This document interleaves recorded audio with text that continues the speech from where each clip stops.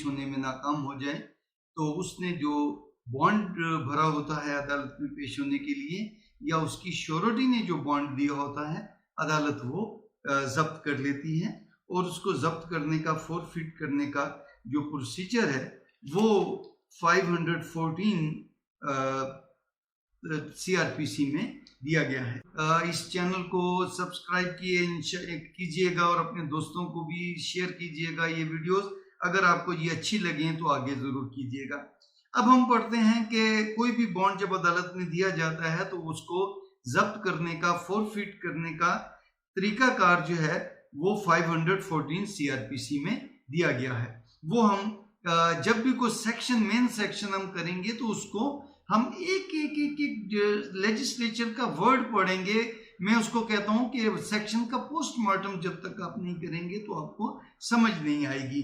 तो अब हम मेन बता देते हैं कि जरूरत क्यों पेश आती है। दो सूरतों में पेश आती है 514 की कार्रवाई जो है।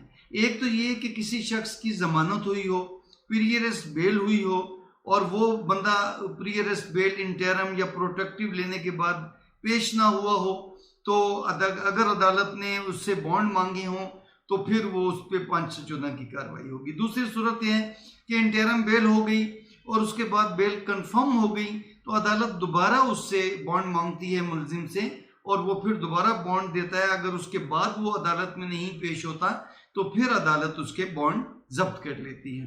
दूसरी सूरत यह है कि किसी भी शख्स की आफ्टर अरेस्ट बेल जो है वो ग्रांट हुई है और वो अदालत में बेल बॉन्ड जमा कराता है श्योरिटीज के साथ या विदाउट श्योरिटीज या जो भी सूरत हो। वो हमने बेल के चैप्टर में पढ़ा था कि श्योरिटीज तो मांगती नहीं, 497, 496 और 426 में श्योरिटीज का जिक्र ही नहीं है, विदाउट श्योरिटीज है। लेकिन वो एक अलग टॉपिक है। अगर अदालत ने श्योरिटीज मांगी है और वो शख्स जमानत कराने के बाद नहीं पेश हुआ अदालत में तो अदालत उसके बॉन्ड्स जो है वो जब्त कर लेगी और 514 की कार्रवाई उसके खिलाफ करेगी। तीसरी सूरत यह है कि किसी शख्स की अपील में सजा जो है वो सेंटेंस सस्पेंड हो जाती है और उसको बेल रिलीज हो जाता है तो वो जेल से तब रिलीज होता है जब वो श्योरिटी बॉन्ड अदालत में जमा करवाता है और वो श्योरिटी बॉन्ड जमा करवा देता है और उसके बाद वो अपील की प्रोसीडिंग के दौरान पेश नहीं होता तो अदालत उसके खिलाफ 514 CRPC की कार्रवाई करती है फॉरफीचर ऑफ उस बॉन्ड के लिए। चौथी एक सूरत होती है कि किसी शख्स का अदालत ने को तलब किया हो अपीयरेंस के लिए। वो विटनेस भी हो सकता है, वो कोई और शख्स भी हो सकता है। कोई भी शख्स को अदालत ने किसी भी मकसद के लिए तलब किया है तो पहले अदालत उसको समन भेजेगी। समन पे वो नहीं आता तो अब अदालत बेबस नहीं है, अदालत फिर उसके वारंट निकालेगी। वारंट दो किस्म के होते हैं, एक बेलेबल वारंट होता है और एक नॉन बेलेबल वारंट होता है। बेलेबल वारंट में अगर अदालत इंडोर्समेंट कर देती है कि इससे बॉन्ड लेके और उसको पाबंद कर दें कि अदालत में पेश हो, तो वो फिर अगर फिर भी पेश नहीं होता तो फिर जिस शख्स ने उसकी श्योरिटी दी होती है तो अदालत उसके खिलाफ कार्रवाई करती है। अगर किसी शख्स के नॉन बेलेबल वारंट निकाले हो और फिर इंडोर्समेंट की हो या उसको जब इलाका मजिस्ट्रेट के पास इलाका दूसरे डिस्ट्रिक्ट में जब पेश किया हो कि भाई आप अदालत, जिस अदालत ट्रायल ने आपको बुलाया वहां पेश हो, तो फिर उससे वो जो अदालत है जहां उसको गिरफ्तार किया गया है वो उससे श्योरिटी मांगती है। तो वो श्योरिटी दे के अगर वो फिर ट्रायल कोर्ट में पेश नहीं होता तो अदालत उसके भी खिलाफ कार्रवाई करे। कंसेप्ट ये है हमारे यहाँ कि ये 414 की कार्रवाई सिर्फ मुलजिम के खिलाफ होती है, नहीं, जिस शख्स ने भी अदालत में पेश होने के लिए, चाहे वो मुलजिम हो, चाहे वो विटनेस हो, चाहे वो कोई भी शख्स हो, उसने अदालत में पेश होने के लिए बॉन्ड दिया हो या श्योरिटी बॉन्ड दिया हो तो फिर उसके खिलाफ 514 की कार्रवाई होगी। अब उसमें थोड़ा सा हम डिटेल पढ़ लेते हैं कि बाज़ को प्रोटेक्टिव बेल अदालत देती है लेकिन उसमें वो श्योरिटी बॉन्ड नहीं मांगती। 1 हफ्ते का 10 दिन का टाइम देती है कि आप मुतल्लिका अदालत में पेश हो जाएं, तो उसके बाद वो नहीं पेश होता तो बेल खत्म हो, इंटरम बेल खत्म हो जाती। तो बाज़ का इंटरम बेल में भी ये कुछ केस लाज हैं कि अगर इंटरम बेल में अगली डेट पे मुलजिम पेश नहीं होता तो उसके बेल बॉन्ड जो है वो जब 514 की कार्रवाई नहीं होगी। क्यों? कि उसी डेट के लिए थी इंटरम बेल और वो नहीं आया तो खत्म हो गई। अगली दफा जब वो आएगा तो अदालत इस बात को पूछेगी कि तुम पेश हुए थे और तुमने बॉन्ड दे के और तुम हाजिर नहीं हुए, तो वो उसकी भी 514 की कर। लेकिन अगर बेल कंफर्म कर देती है अदालत और उसके बाद नए बेल बॉन्ड मांगती है और फिर वो मुलजिम कंफर्म होने के बाद अदालत में पेश नहीं होता, तो फिर उसके खिलाफ 514 की कार्रवाई होगी। अब हम उसके बाद ये देखते हैं कि जो फॉर्म है बॉन्ड का, बेल बॉन्ड जो श्योरिटी बॉन्ड दी जाती है, उसमें ये लिखा हुआ है कि अगर मुलजिम पेश ना हुआ और आपने ये जिम्मेदारी ली है पेश होने की, तो फिर आपके खिलाफ की कार्रवाई होगी। अब हम 514 को जरा पोस्टमार्टम करके पढ़ते हैं। Procedure on forfeiture of bond whenever it is proved to the satisfaction of the court, जब ये साबित हो जाए, अदालत की तसल्ली हो जाए कि वो शख्स जान के पेश होने में या पेश करने में नाकाम रहा है, which a bond under this code has been taken, जिसके तहत वो बॉन्ड दिया गया था, और the court of a magistrate of the first class, और मजिस्ट्रेट फर्स्ट क्लास या वो कोर्ट जिसने बॉन्ड लिया था वो ये मुतमिन हो जाए कि वो बंदा जान के पेश नहीं हुआ, तो अदालत उसके खिलाफ कार्रवाई कर सकती है। और when the bond is for appearance before the court, कि वो जो बॉन्ड था वो कोर्ट में पेश होने के लिए था, to the satisfaction of such court, जिसने बॉन्ड लिया था उस कोर्ट की सेटिस्फेक्शन में था, that such bond has been forfeited, तो फिर वो जो बॉन्ड होगा, वो चाहे श्योरिटी बॉन्ड हो चाहे वो पर्सनल बॉन्ड हो, वो फॉरफिट हो जाएगा, जब्त हो जाएगा। The court shell record the grounds of such proof, कि अदालत फिर अपनी वो जो तसल्ली है कि ये जान के गैर हाजिर हुआ है उसकी वजूहत लिखेगी अपने ऑर्डर में। And may call upon any person bound by such bond to pay the penalty thereof, और वो शख्स जिसने ये वादा किया था, ये अदालत के अंदर अंडरटेकिंग दी थी कि मैं इसको पेश करने का पाबंद होऊंगा, उसको वो पेनल्टी डालेगी। और to show cause why it should not be paid, तो उसको शो काज नोटिस पहले देगी। कहने का मतलब है कि मुचलका जिसने दिया है श्योरिटी बॉन्ड, पहले उसको नोटिस करेगी, वो आएगी, वो वजूहात देगा। अगर अदालत मुतमईन हो जाती है कि माकूल वजूहात हैं तो नोटिस डिस्चार्ज कर देगी।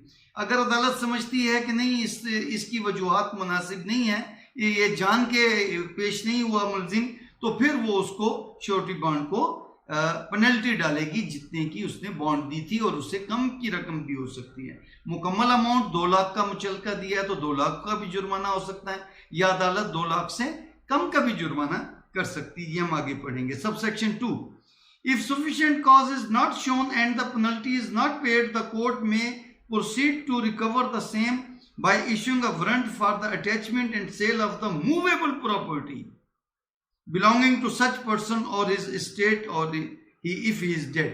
तो अगर अदालत ये समझती है, देखें ये भी बड़ा एक मिसकंसेप्शन है कि जब श्योरिटी बॉन्ड हम देने जाते हैं तो अदालत कहती है कि जी इसकी रजिस्ट्री की कॉपी तस्दीक करा के लाओ, इसकी जमीन का सबूत लाओ तहसीलदार से। भाई वो तो इमूवेबल प्रॉपर्टी तो अटैच ही नहीं हो सकती, तो आप वो क्यों मांग रहे हैं?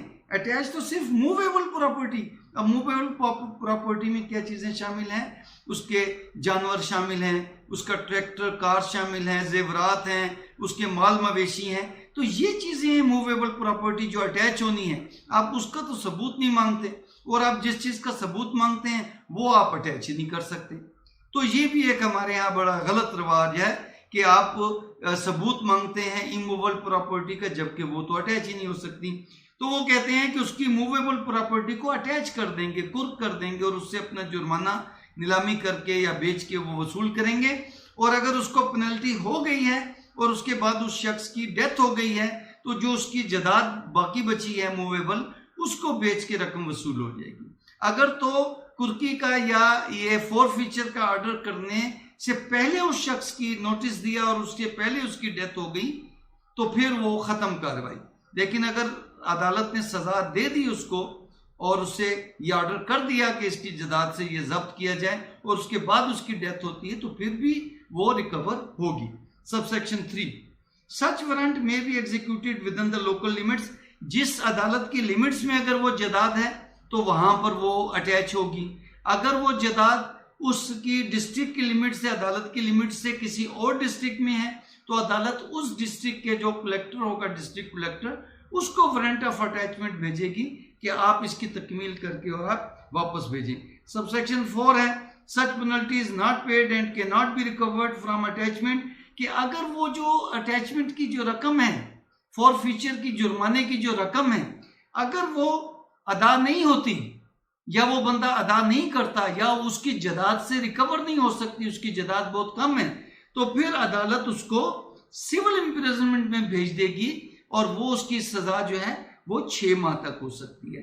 रिगुलस इम्प्रिजनमेंट नहीं, कैद सख्त नहीं, आम कैदियों के साथ नहीं उसको रखा जाएगा, उसको सिविल इम्प्रिजनमेंट में उससे मुशक्कत नहीं ली जाएगी, लेकिन उसको अदालत 6 महीने तक, इससे कम भी हो सकती है सजा, 2 दिन की, 4 दिन की, महीने की, लेकिन इतनी सजा हो सकती है। और उसके बाद एक सब सेक्शन है कि 5 the court may at its discretion remit any portion of the penalty mentioned and enforce payment in part only, कि अदालत मुकम्मल नहीं करती, कुछ हिस्सा माफ कर देती है। 2 लाख की है तो 25,000, 50,000, 1 लाख का भी जुर्माना कर सकती है, कुछ हिस्सा माफ कर सकती है जुर्माने का। सबसेक्शन 6 है where are surety to a bond dies before the bond is forfeited, कि अगर फॉरफिट नहीं हुआ, उससे पहले उसकी डेथ हो गई है, तो फिर उसकी सारी लायबिलिटी खत्म हो जाएगी। सबसेक्शन 7 है कि अगर किसी शख्स ने 106, 107, 151 या 109 गुड बिहेवियर के लिए या 107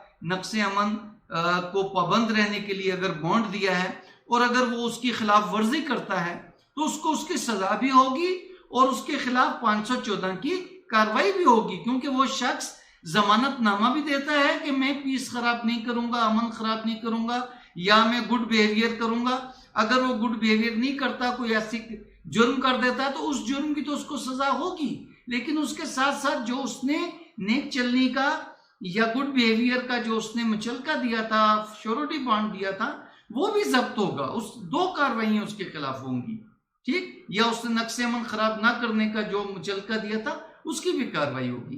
अब आखिरी इसका टॉपिक रह जाता है कि ये अगर किसी शख्स को हो जाती है सजा कि उसका जो है वो उसका जमानतनामा या श्योरिटी बॉन्ड हो जाता है, तो उसके बाद रेमेडी क्या है? उसके पास एक तो सेक्शन 125 सीआरपीसी के तहत रेमेडी है कि वो उस ऑर्डर के खिलाफ अपील कर सकता है हायर फोरम में। अगर मजिस्ट्रेट ने दी है तो सेशन कोर्ट के पास अपील कर सकता है, और अगर सेशन कोर्ट ने ये ऑर्डर किया है तो फिर हाई कोर्ट में वो रिवीजन कर सकता है।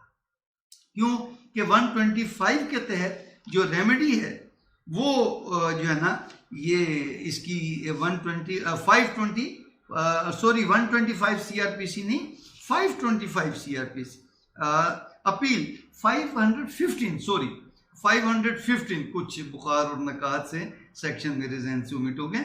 Appeal from and revision of the order under section 514, all order passed any magistrate under 514 shall be appealable to session judge, or if no appeal is referred against any such order may be revised by the session judge। तो अब magistrate ने किया तो session जज के पास appeal है, या अगर वो अपील नहीं करता तो रिवीजन भी। लेकिन बात यह है कि अगर सेशन कोर्ट ने अगर मुचलका जब्त किया तो फिर हाई कोर्ट में अपील नहीं है, फिर हाई कोर्ट में रिवीजन होगी इसकी। Read with 561 A CrPC inherent power of high court. तो ये इसकी रेमेडी है। तो आज का मैं समझता हूं कि टॉपिक से मुतालिक कोई भी सवाल हो आप कमेंट्स कीजिएगा, आप ये वीडियो दोस्तों को शेयर कीजिएगा और चैनल को सब्सक्राइब कीजिएगा। आपकी बहुत बहुत शुक्रिया, मेहरबानी। और इस लेक्चर आपको कैसा लगा तो मैं आपकी राय का इंतज़ार करूँगा।